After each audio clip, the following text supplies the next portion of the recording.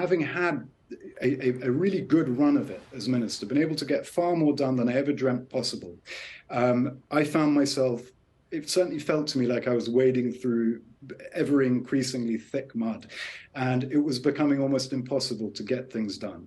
And I felt that I was losing arguments on some really key issues. And the biggest issue of all is our commitment, which is probably the most famous commitment the UK has made on climate change, was to double our climate finance internationally to 11.6 billion. Is it true? Is the government going to break its promise?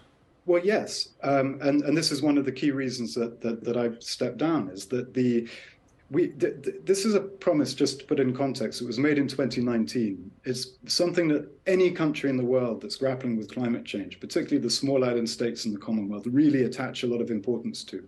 And it's a promise that was made by Boris Johnson, by Liz Truss, and by Rishi Sunak on a number of occasions.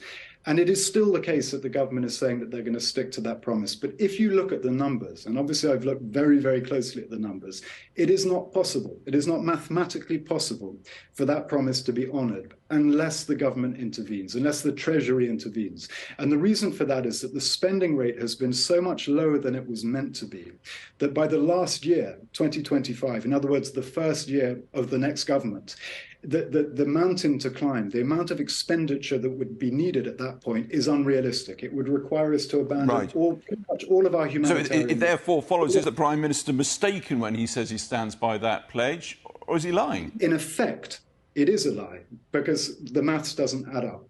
So in effect, it's a lie.